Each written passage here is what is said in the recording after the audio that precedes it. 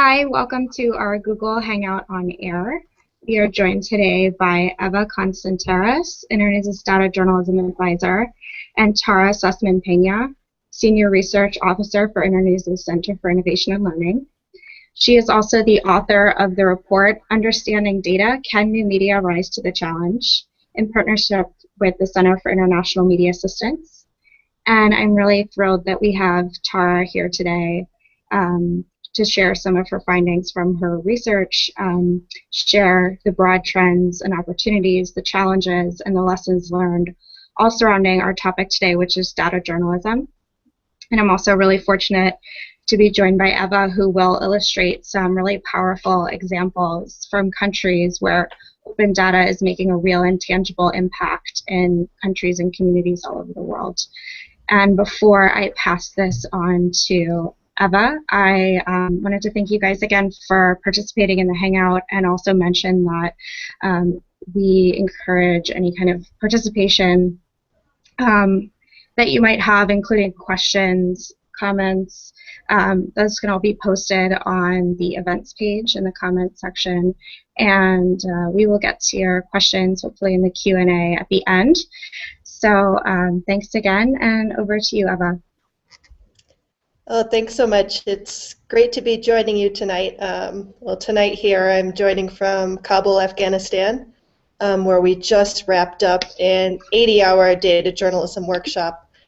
And this is actually a great place to be talking to you about data journalism from, because there is so much interest now with the new government in Afghanistan in place on the potential of data journalism to combat corruption and push forward an accountability agenda. And what I've been working with the journalists here on is really understanding, first of all, what is data journalism? So when we talk about data journalism, we're really talking about the art and practice of finding good stories in data and retelling those stories. So in a lot of ways, it takes advantage of what journalists are already really good at. They already have a very strong news nose. They have very strong storytelling skills, and really what we're doing is tapping them into the huge quantities of digital information that are now available, and getting them to understand how data can be used to show us contrasts, like how one province is performing in education compared to its neighbor, or to identify startling outliers. So how can we identify cases of corruption based on procurement, and if someone is spending much money on an item, or even looking at things like how can data show us invisible connections, so how politicians are connected to business people, are connected to lawmakers. And finally, most importantly, I think, and most frequently, data really lets journalists test hypotheses. So they might have an inkling that something is going on there. They might know that women are underperforming because they're having trouble accessing basic health care that lets them stay in schools. And we teach journalists the tools and skills to really find out how can we prove those things with data instead of just sort of resorting to he said, she said type of journalism. So that's really what we've been working on here in Kabul these last 2 weeks, to get past a lot of the political buzz surrounding the elections, and now how can we look at the data to see what the challenges are for Afghanistan's future, and how can journalists track the progress of the country. Great, so I'll jump in here. That was a really excellent introduction to data journalism, and it's really great to be with you all. And just to say that a little bit about the way this conversation is going to go, Eva and I will be sort of talking back and forth about the trends, the challenges, and the needs and the lessons. I'll provide a few sort of broad insights from the research that I did, and then Eva will be able to give the sort of ground truthing and some concrete examples from her own vast experience. So when I started thinking about doing this report, it really was coming out of the question that Eva asked, is trying to understand really what is data journalism, why is it happening now, and sort of how does it affect with broader interact with broader journalism trends and with development, sort of why does it really matter. So there are probably a lot of trends and a lot of reasons why it's sort of happening now, and trends that make data journalism really important to look at and think about now. And I'll just mention 4. 2 of them are sort of more global trends, and 2 are more related to journalism. So the first trend I wanted to talk about was, well, first of all, maybe even more basic than that, is just that data is exploding, right? We all know that sort of everywhere, in terms of commercial data, in terms of government data, in terms of nonprofit data, it's just growing and growing at a pace that it's really impossible to keep up with at the point. So since journalists' job is to make sense of information, to analyze key information, to kind of bring the most important aspects of information to the public, it's a critical thing to keep up with. In terms of development, in the process leading up to the thinking for what would happen after the Millennium Development Goals in terms of the post-2015 process, the high-level panel declared that there should be a data revolution as part of this new vision for where development would be going. And the reason for this data revolution had to do with all this explosion of data and more focus on data, but more specifically to bring inclusivity into development and also to be able to track development's progress. So those are 2 really key things to keep in mind around, are we dealing with data well? Is it making development more inclusive? And are we able to track development's process? And without journalists that really, again, can make sense of the data on development, be able to translate it for donors and for people, we don't know whether development is more inclusive and whether development is making any progress or not, even if there's tons of data out there. Another global trend that's really important is an increased interest in transparency and accountability and openness in government. And this really comes both from the sort of top-down, the multilaterals, the bilaterals, these kind of big organizations declaring that governments must have more transparency and accountability. But at the same time, it's also coming from the bottom up, so citizen groups and techies, other kinds of interested, engaged activist folks are also saying it's time for more transparency and accountability in government. And so data is a really excellent way to be able to, for citizens to be able to engage, and for journalists and others to be able to see our governments really doing what they said they would do. In terms of trends related to journalism itself, as we all know, journalism has been undergoing a huge transformation over the past kind of 5 to 10 years related to the internet and social media and new media, and this explosion of data has meant that it's, as I said, it's a critical source of information, but journalists really need to be able to get a handle on it. So journalists are increasingly interested in how to find credibility in what they're doing in the face of this transformation. Now, if citizens can be journalists, what does that mean about the credibility of people who are trained as journalists? And one way to find this credibility is by using data. Now, there can be issues with the credibility of data itself, and we can talk about that later.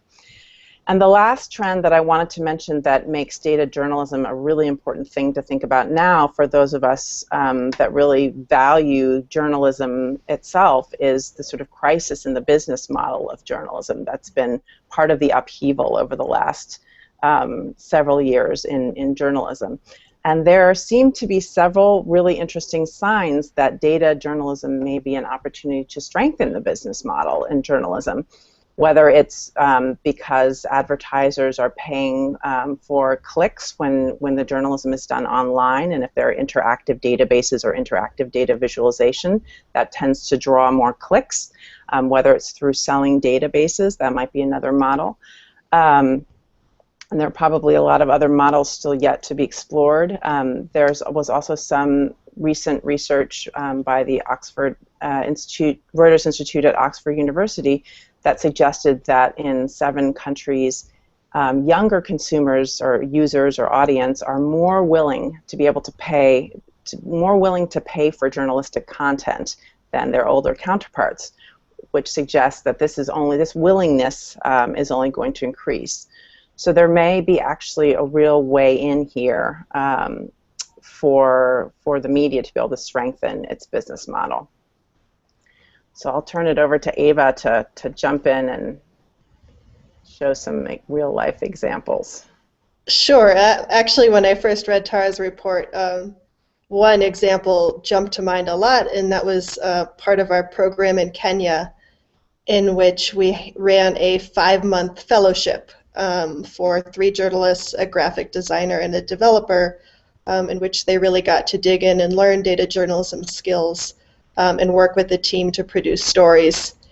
And one of those stories really hits on a lot of the points Tara talked about the availability of data and how you can use that data to increase accountability and transparency, especially in developing countries. So we had a journalist working for the Standard newspaper, and he actually looked at a pretty simple data set. He looked at the quarterly government spending report, and what he saw was that for 2 quarterly reports in a row, no payments had been made out on the Poverty Net cash transfer program. So that's cash that's given directly to the poorest Kenyans to make sure that they can carry on and survive. And nobody had been paid in 6 months.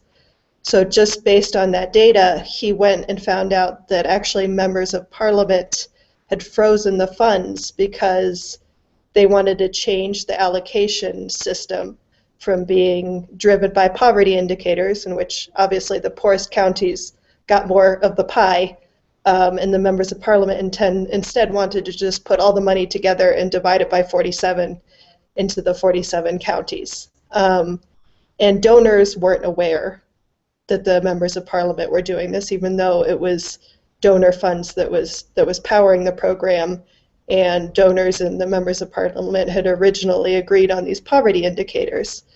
So based on that data, he went and did interviews and also found out that there were a lot of ghost recipients, inefficient distributions of funds because people had to, the poorest, so this is the disabled, the elderly, orphans, had to go to the closest post office to pick up their money.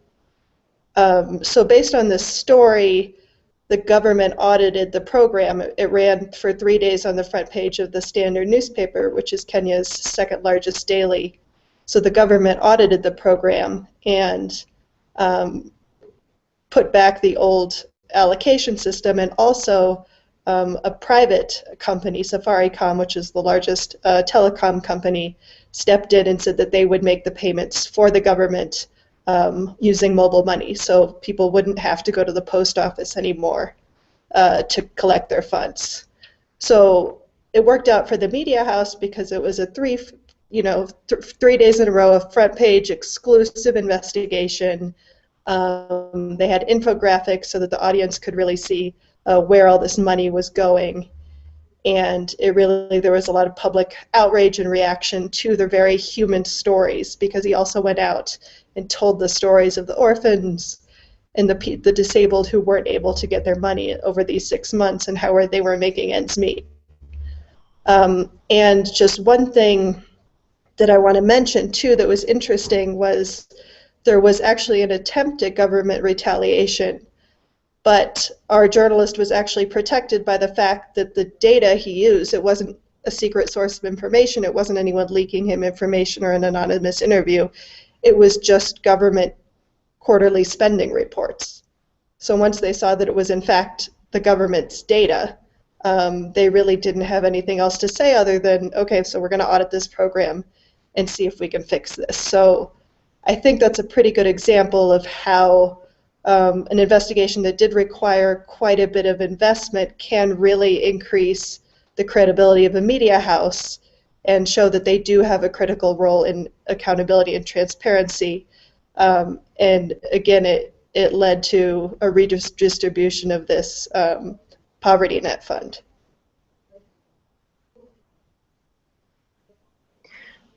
Thanks, Ev. I think that was a really excellent example, illustrating both sort of how complicated it is to do data journalism, even from a very simple data set, but also that when it's done well, the potential really amazing impact that it can have.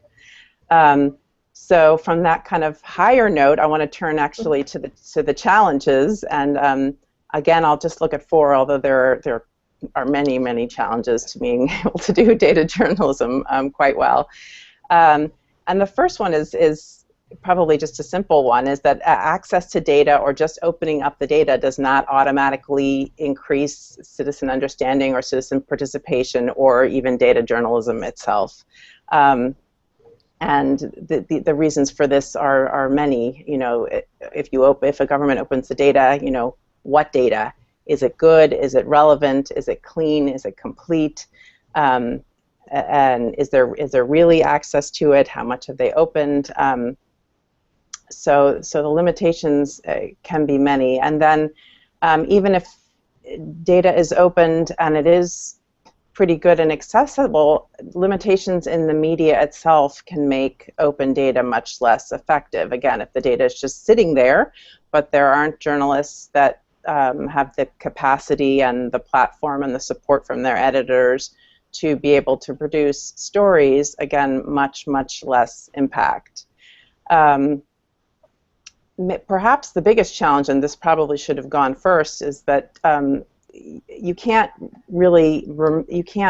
unlock the challenges from data journalism to the challenges to doing journalism in any country, right? So the challenges to doing data journalism are nested within this very deep and very broad array of challenges that range from freedom of information laws, press freedom, enabling environment, the sort of regulatory and legislative system, the problems with the business model, as I mentioned earlier, the question of media capture, danger to journalism. There's just a very long list that are chronicled very well in a lot of other places, and data journalism sits within that. So that has implications for how one goes about strengthening data journalism in a country. I mean, it really cannot be done in a vacuum.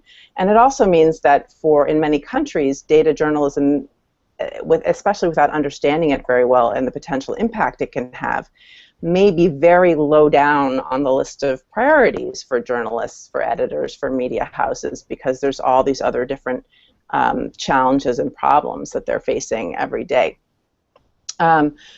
Within the newsroom itself, the question of how data journalism makes the leap to become sort of institutionalized within the newsroom is still sort of a question for me after having done the research. The newsrooms tend to be very conservative. They tend to be sort of more tied to the sort of 24/7 need for ongoing news, and data journalism does not fit into that. In a lot of ways, it's tied to, some people will say it's the same as investigative journalism, and that is a hard sell in these types of newsrooms.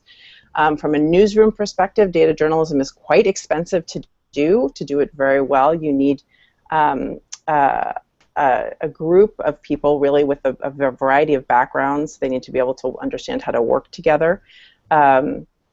The data journalism can be very slow. It can produce nothing. It can be very challenging and hard to do. So all of this is sort of a difficult sell in the newsroom. And then the last challenge that I'm going to touch upon is just the basic skills and capacity of journalists to do this kind of work. Many journalists tend to become journalists because they love the world of words, and they are not so excited about dealing with numbers. And so maybe for the express reason of trying to escape having to deal with numbers, that they went into journalism. But even for those that are interested, problems of sort of even basic numeracy before getting to really be able to understand data and cleaning data and analyzing data are a really strong barrier. And then on the mirror side, the flip side of that are the audience or the users for this data journalism. Is there an interest in data journalism? Is there an understanding of how it works? Is there a basic graphicacy or the ability to understand charts and tables? So capacity on both sides is a fourth really important challenge.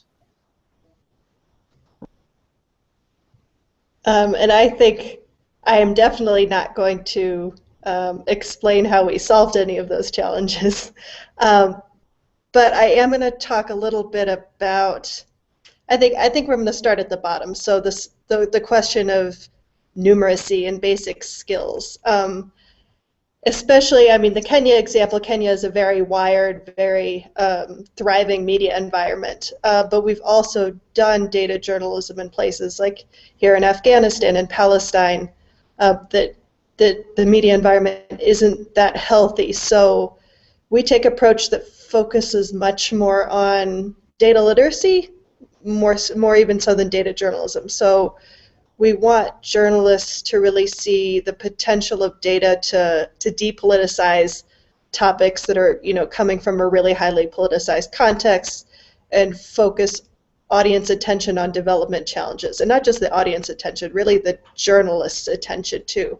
So in places where there isn't really a history of independent, objective reporting, getting them to understand where data comes from, how to tell balanced stories with data, even if they never create a news app or a groundbreaking investigation, they at least build up the skills to tell more objective stories based on data that they more or less know how to vet and to identify whether or not it's suspicious. So in Palestine, we had a data journalism workshop, but it was embedded in a wider economic reporting fellowship. So every couple of weeks, these journalists learned about economic reporting and how to analyze numbers, how to calculate percentages. And actually, the data journalism workshop we had was the day the unity government was formed.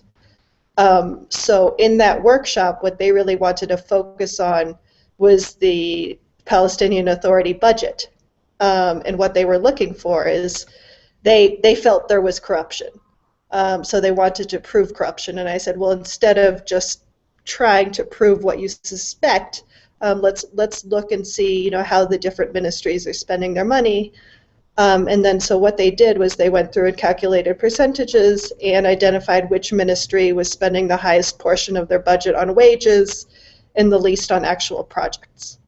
And then they compared these budget allocations to other MENA countries to figure out sort of, can we compare and see if this is within a normal range. So in that case, the data journalism was embedded in other media support activities that was trying to develop beat reporting and focus more on integrating day-to-day journalism into their usual reporting rather than making them take 5 months aside to do a data journalism more investigative project. And actually that's kind of what we're doing here in Afghanistan too, that we've done. This is our second series of workshops on data journalism. The first was focused on election reporting, and this one was on health. And so now that they've sort of developed a basic level of skills after 120 hours of training, we do give them small grants to report, but then another way to address the question of how do you institutionalize data journalism and how do you overcome sort of the challenges to journalism in that 24-hour news cycle. So basically what our plan in the next stage is that they just spend the mornings working on data journalism training and they integrate whatever data they're looking at into their afternoon reporting. So they don't need to take away as much time from the newsroom, and they're not really changing their workflow that much. They're just practicing, calculating percentages, tracking trends over time, doing simple bar charts and line graphs, and they're just going to integrate that into their day-to-day reporting so it isn't such a dramatic disjoint from what they're usually doing. And that's especially important in countries, like Palestine and Afghanistan, where there really isn't a media industry crisis yet, so there isn't a lot of experimentation going on yet in the business model. And we're hoping that this model will sort of get citizens to engage and understand sort of these basic data analysis and come to expect it in their local media. So it's kind of a long-term strategy to little by little integrate data journalism into the day-to-day reporting of journalists both in Palestine and in Afghanistan.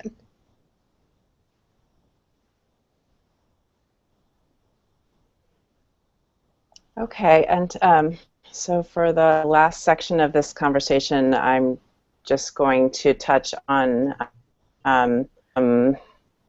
preliminary lessons or needs in order to strengthen what's already going on with data journalism. And again, there probably are much more, but this is sort of, I think, in some ways, where even though data journalism in the U.S. has sort of been practiced for 30 or 40 years, but only even here has been much stronger very, very recently. I think we're still really at the beginning for a lot of this. So in terms of some of the lessons, I mean, I think first of all, the most important thing may be the flip side of what I said about data journalism can't be taken out of the journalistic context, right? So again, to support or enable organizations and countries to do better journalism, the best situation would be, a country where there are access to information laws, where everything is wired, where journalists are very well educated, where the society is open, and where the media is free and strong. So it's really important when thinking about how to do this better and not to get only caught up in the skills building aspect of it, which in itself is actually a huge challenge that I'll get to in a moment, but a lot more effort still needs to be put into building a better environment for media in a lot of countries.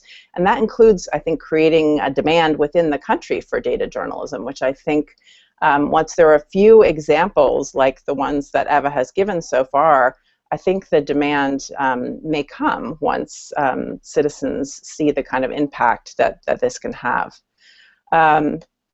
Another lesson is that it's a huge opportunity to be able to increase evidence-based governance, right? So to be able to track what the government is doing, to be able to track donor investments, to be able to track how development is progressing and how governance is doing, to give citizens the ability to really have a window into how things are going, be able to see sort of the gears and the nuts and bolts, and be able to participate in decision making based on evidence. And this is now that data is becoming more and more important and more emphasized globally, this is only going to get more important. The question of capacity building, which is a really challenging one because data journalism is not an easy thing to do, and it does take this multidisciplinary team, I think, to do it well. And I looked at, I think, 6 different models that are being tried, including Internews, but also including several different other organizations. And I think it's good news that there's not one approach, that people are taking a lot of different approaches. And so I don't think that there's one sort of there's no one magic way to do it, there's no one magic bullet, but it is clear that it's a long haul, that it's a long investment, that brief interventions definitely do not work. And that the best way to, as Eva described, embed it into the work that journalists are already doing to be able to help journalists stay networked with other data journalists, to help them understand how to take advantage of other kinds of tools and resources, especially if there is good internet access in the country. Data journalism, even the sort of most expert data journalists that I spoke to for the report really spoke quite eloquently about the need for them to be constantly honing their craft, that this is a constantly changing game, that there's always new things to be learned, and so this is not something that you can go in and learn and then be off forever. You really need to be kind of constantly engaged. So thinking about how that kind of ongoing learning occur. And then the next is that maybe more just a thought than a lesson, just that data journalism really relies very intrinsically on our increasingly networked society, on a collaboration economy, which I think themselves are only increasing, and so data journalism should improve and increase along with that. That experimentation and creativity are very important. Of course, the basic skills are the most important thing, but beyond that, I think the opportunities for improving journalism, for continuing to transform journalism are huge. And especially in terms of creating the kind of journalism where, you know, what we used to call the audience is now a user, whether it's by actually engaging with databases or whether it's by taking what they've learned and then going and doing something about it at their local or national government. So I guess that's all I'll do for now on lessons, and let Eva talk a little bit about on-the-ground reality. I think a lot of the challenges, the lessons that Tara talked about, we lived them. So I'm going to talk about two examples where we sort of tried to refine the model to address some of these lessons. And the first one was a project we called, it was called the Mafia Shadow in the Americas. And basically what that did, it leveraged data talent from 4 Latin American countries in a collaborative training and production project designed to identify trends in organized crime. Basically, the idea was if organized crime can function all the way from Colombia to the US in one smooth operation, surely we as journalists in all of these countries should be able to track it using the data available. Also knowing that journalists would be less at risk because we were publishing, you know, the project simultaneously, and the international solidarity and validity of the data really helped keep the journalists safer than maybe uncovering this corruption just in one country. And what we really found, yeah, we did live some of these lessons. So it was really difficult to get data in some of these countries. And we needed to devote more time to working with journalists. For example, the journalists in Mexico that did have an access to information law, could they work with the journalists in Guatemala that didn't have as good of access to information and teach them how to access data? Our Colombian and Mexican partners were much more advanced in terms of data visualization, so we needed more built-in capacity building to get them to share that information. But one thing that Tara said that we tell journalists, but it's very hard to get them to listen to, is that the data journalism really requires teamwork, and journalists are not used to working in teams, just like they're not used to doing math. And it's often the younger, more wired journalists that are more willing to look outside the traditional model and work together to build these skills. So in the case of the Mafia Shadow, we were working with some of the most prominent journalists in Latin America, but they had their reputation and they had their way of doing things, so it was much more difficult to get them to collaborate on the project. So the final investigation didn't have as much data integration across the 4 countries as we hoped, but it was still a very strong project. It was a finalist for the Daniel Pearl Award, and we knew it was a model that we wanted to refine and make better the next time we tried it. So last year we did a project called LandQuest, and basically what that was doing was identifying the conflict between European donor aid to Kenya, especially in the new oil region of Kenya and Turkana, and then European private sector investment in that same area, that basically oil companies are sending the profits back to Europe. So there's the cycle of money going in to grow people's, there's environmental projects and good governance projects and all of this, and then a lot of that gets undone by these major oil companies going in and drilling and disrupting a lot of the progress that had been made.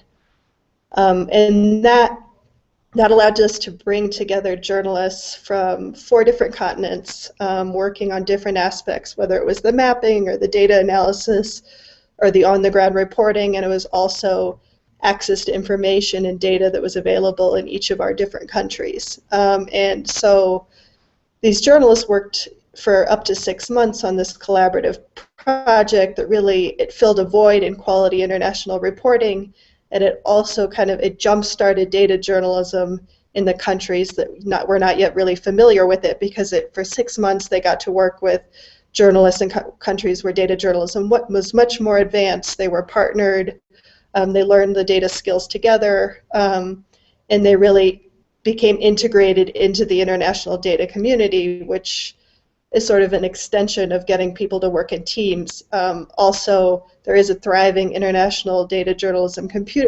community with lots of, different places for asking and answering questions, and getting them to work together and identify multidisciplinary partners for high-impact journalism. And whereas, there's not really a habit in a lot of the countries we work in of joining a listserv or asking a question on an online forum. This sort of proved to them, well, we're all doing it as a team, we're all learning together as a team. And that was much more effective in getting them integrated and building up their skills. And then also they saw that their stories, provoked public policy responses and a wider discussion about, okay, well, if these decisions are being made at a European level, both in terms of how the donor aid is being distributed, and then also what private sector, what oil companies are coming in, and what regulations are or aren't in place to ensure that some of that wealth stays within the region. So it really made both the journalists and the audience realize that they have a more prominent role in this debate about what is the future of development in my country, and what does accountability look like, and can we do more cross-border projects like this, because really it's a win-win. There's kind of a dearth of quality international reporting right now.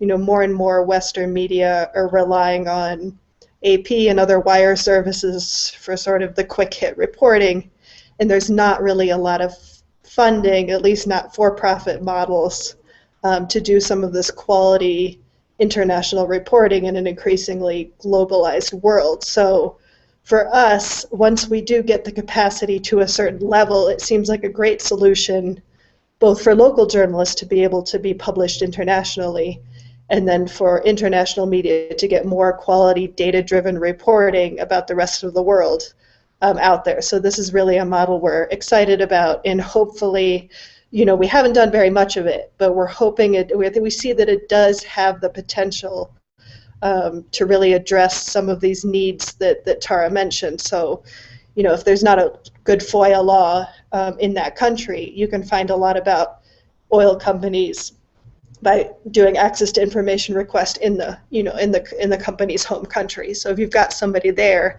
requesting the data from the European side, it's less important that we can't get it on the Kenyan side.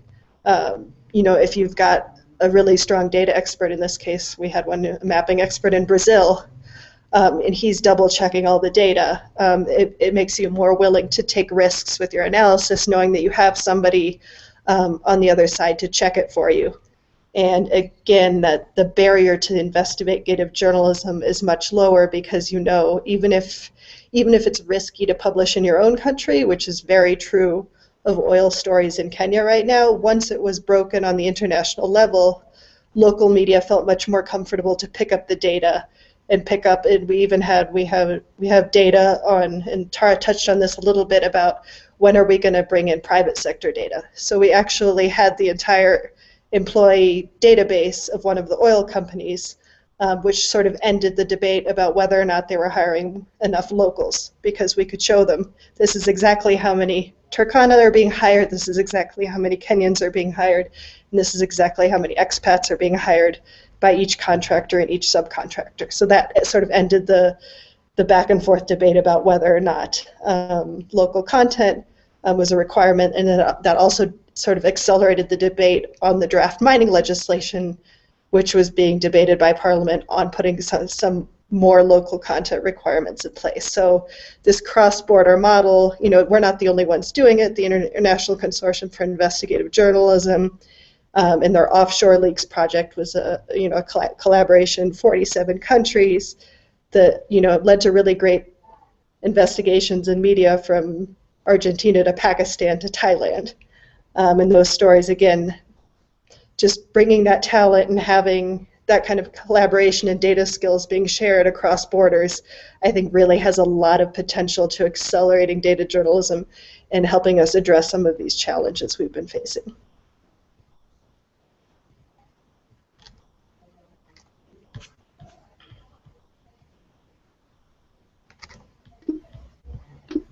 Okay, great. So I think we have a question from one of our participants.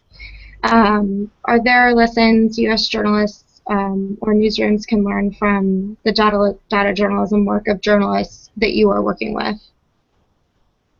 I'll let Eva take that one, I think. Sure. I think, well, actually, I think one study that we did, which was interesting, we did a very small study to basically measure how journalists were absorbing information in Kenya through our visualizations. So did they understand data better if we presented it in bar charts or, in bubble charts or in sort of the very classical infographics that we use? And what we found was that people said that they thought the bar charts looked trustworthy and authoritative, but once we actually measured comprehension level and retention of the information, it was actually the infographics that were much more effective in getting people to remember the information. And I really think journalists, or I think media houses in the U.S. could really use to do some studies on how effective some of those interactive visualizations are, because I love playing with them. Lots of us love playing with them, but what do you actually retain in terms of information and analysis that you can really act upon? Or I think what we discovered is you can't cut the story out of the data. People don't care about data, people care about people. So you still need to have that strong human voice and narrative, illustrating to people why they should care about this issue, even if there is all the data evidence in the world that a certain disease or a certain, issue is very important. It's much more effective if there is strong human storytelling behind it, also to help people see what the potential solutions are. So I think we get very, very excited about data and then sometimes forget that it's not just about data, it's also about the journalism. Thank you. And just sort of on that, data visualization and infographics are obviously very popular here in the U.S., but could you give us some other examples in some of the countries you've worked in on what the reaction or practice has been with data visualization? Actually, I would say, but we have in a standard workshop, we have about a full day dedicated just to interpreting data and charts. So we'll look at like a World Health Organization one-page health profile of a country. And then we just, first of all, what is the data saying? What are the trends? What is actually being said? And then why should your audience care? Can you find news angles? In what province has maternal mortality gone down the most? Where is it hardly moving? And then who would we interview to find out why that's the case? What other data would we want to look at? We would want to look at how many hospitals there are in that province, or how many doctors per person, or do they have female medical staff that the women would feel comfortable giving birth in that facility. So a lot of it is just, okay, first can we understand the data in graphs and visualizations? Can we find a news angle, and then can we tell a story? So a lot of times that's just the basis, and in a lot of the places we work, it isn't yet appropriate to actually publish visualization. So a lot of the journalists we work with are still telling stories over the radio. Most people still absorb information over the radio, and over the radio it's really important to have that human voice. And to have, can you talk about it in terms of, okay, well, 1 in 4 of your sisters might die during childbirth. Like, how can you humanize data to make people really understand and care? And then sort of once we build up that demand for data and build up that data literacy, then we talk about visualizations and graphics. And again, there's just as much emphasis on making sure the journalist understands the graphic and the data visualization, can identify the source, knows how to find a news angle, and then practices telling stories with data. And again, that's just as much about objective, complete storytelling as it is about data journalism. That's great. I understand that's a whole different level of conversation around data journalism. I'm just wondering, Tara, if you have any thoughts on that from your perspective. Could you turn your mic on? Sorry, I was just clarifying the question. Any thoughts on data visualization? yes, like in the broader sort of trends and opportunities and where you see this going internationally. Well, I mean, it was definitely a piece of what I looked at, and it's, you know, and a huge challenge, as Eva said, in if in skills building of the journalists, it's you know, I heard stories of journalists having trouble understanding what a percent is. So getting from there to building a data visualization, I think it's a long haul. But I do think, in terms of looking, I think that data graphicacy is going to be sort of one of the basic skills that citizens, people, users, consumers of news are going to have. So I think a lot more sort of, I guess, building on Eva's example of the story, of the research piece on how audiences understand visualization, I think a lot more research and understanding is going to need to be done on that. And then, of course, the question of actually putting it into practice. I think here in the US, we have a lot of examples of absolutely beautiful data visualizations that are often not necessarily that easy to understand. So sort of more thought into doing that well. But I think in terms of globally, it's, you know, it's on the array of many challenges. But I think it's critical because I think this is going to be only increasingly more a part of how the stories are told. And I think also, you know, it's not a bad thing to be the first. So it's not a bad thing to be a pioneer. But I think our concern is often we don't want to leave the lower data literate portion of the population behind. So one of our fellows, he just won an award for the World Media Summit for his news app about how much counties are spending on healthcare. And he created a news app for his story, but he also created infographics and bar charts and basically every visual form that we could think of for the different platforms to make sure that nobody was being excluded. So yes, the app was very cool. And it was the first app that had ever appeared in this media outlet, and it has a permanent home to live in. But again, it's great that he was the first to do it, but he also had in mind the rest of his audience too. So how can we slowly step up data literacy so those who saw the infographics in the print version could then go to the online link and check out the news app? So sort of addressing those recognizing that there's different levels of data literacy in any society, and try to find a balance, you know, with limited resources. How can we slowly increase data literacy by sort of stepping it up bit by bit? But also, it's also important to have those inspiring models. It's important that somebody goes first, and that those examples are recognized and circulated. And it's often those really high impact, flashy examples that do get media to recognize, okay, yes, data journalism is worth the investment for our media outlet, and we're going to give this journalist, you know, a developer to work with and the time and space to actually do data journalism. So I think it's really about finding a balance, and like Tara said, more research needs to be done in what visualizations are effective in which contexts.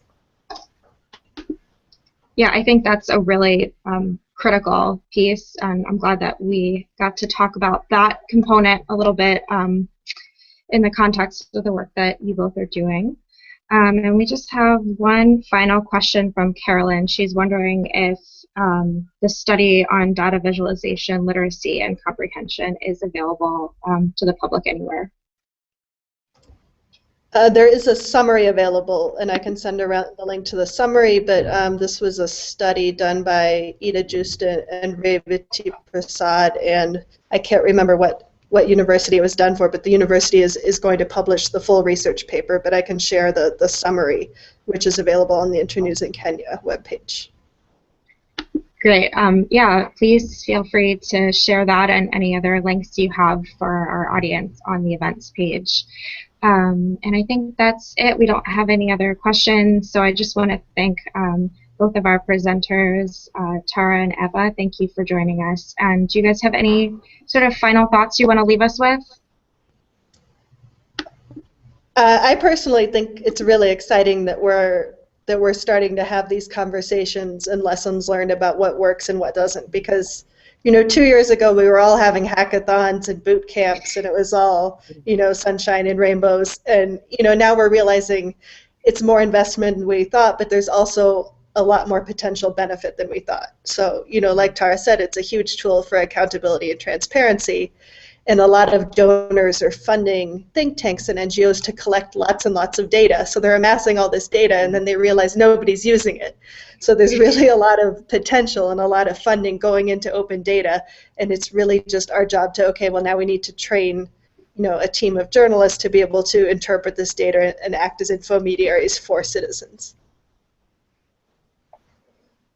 I basically think that was an excellent conclusion. I too am really excited about sort of the future and seeing where this goes. And I think one thing to remember in terms of how to improve all of this data journalism practice over time is that sort of nothing can really be left out. I mean, it's about the media environment in the country. It's about the skills of the journalists. It's about the media houses. It's about the visualizations. It's about collaboration and understanding how to do that. It's about increasingly networking people and sort of thinking about all those things at the same time. That's not at all to say that it's an impossible task. It's just one that needs to be thought through very carefully. And luckily we have a lot of good examples in how we're getting started in doing this. All right, great. Well, thank you both. We'll see you next time. Bye, guys. Bye-bye. Thanks so much. Bye.